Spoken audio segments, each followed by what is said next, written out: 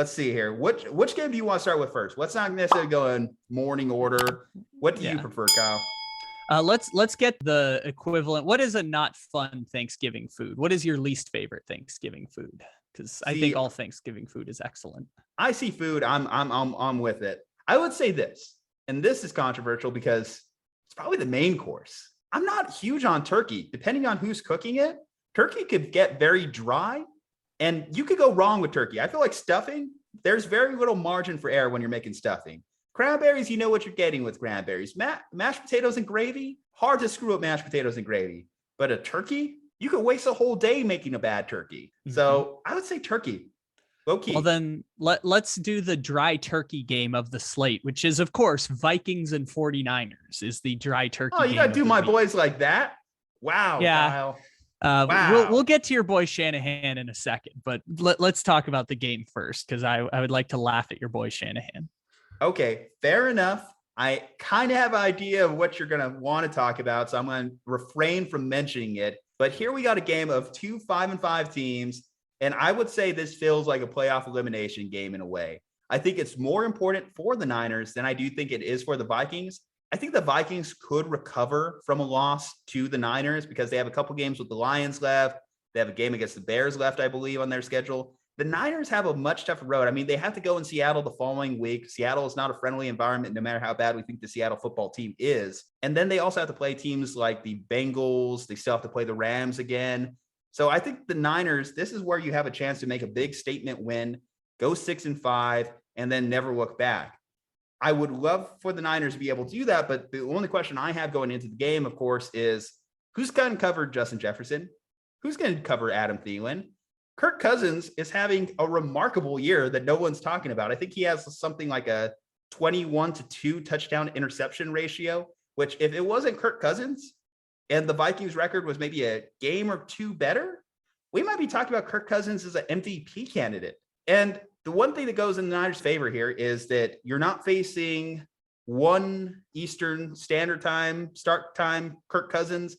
You are facing late afternoon Kirk Cousins. I don't know if that changes the measurement of this game at all for them.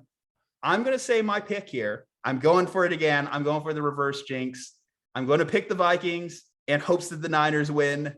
That way, bare minimum, I have some level of enjoyment Sunday. Either I gain a game in the standings here, or at least my Niners win. So it's a non-lose situation for me. Kyle, what do you want to talk about? Why do you want to roast my boy?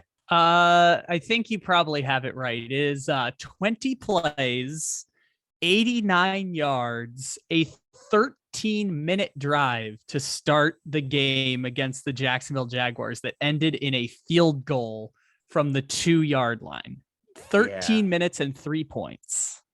Yeah, the cojones pick wasn't very strong there. The cojones decision on going on 4th down was not strong with Kyle Shanahan there.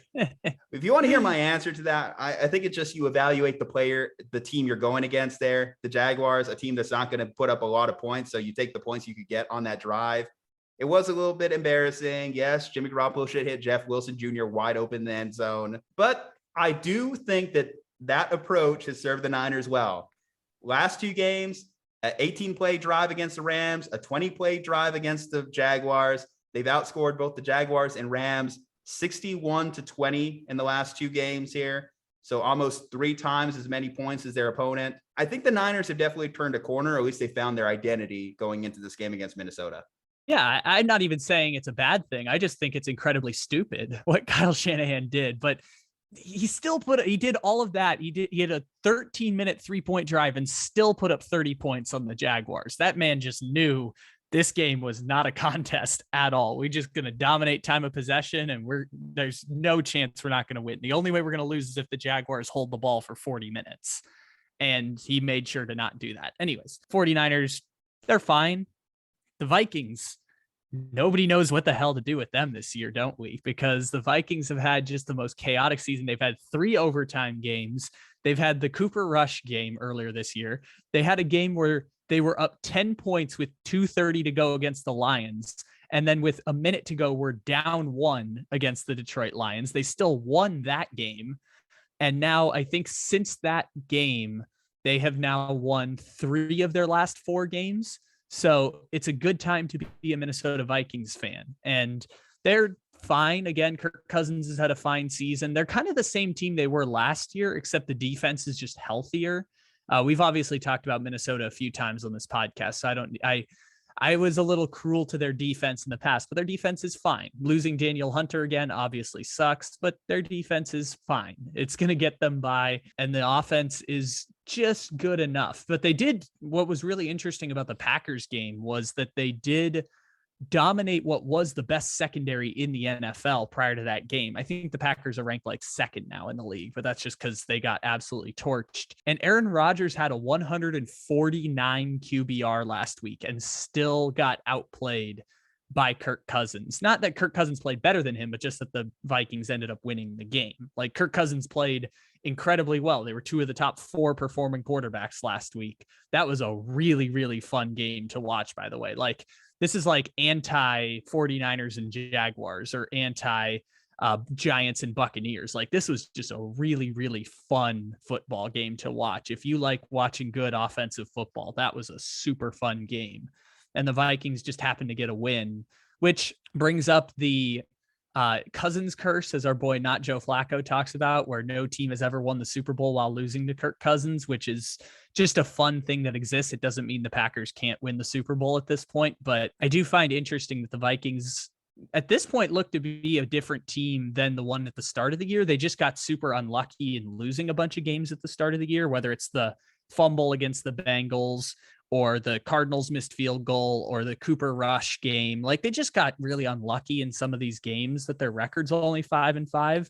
They're good enough to make the playoffs, but their record might not get them into the playoffs just by the way the luck of the draw goes. But because of that, I will take the said Minnesota Vikings to win this week, even though the 49ers are also rolling right now. And I believe the 49ers are 3-point favorites in this game. So I would be tempted to go against the grain and pick against the Minnesota Vikings and against you. But in this circumstance, I like Kirk Cousins and I like the Minnesota Vikings to win against Kyle Shanahan's 49ers. Oh, great. So I got to be disappointed in double if the Vikings win. Oh, all right. Whatever. It's fine. Don't even gain a game in the standings.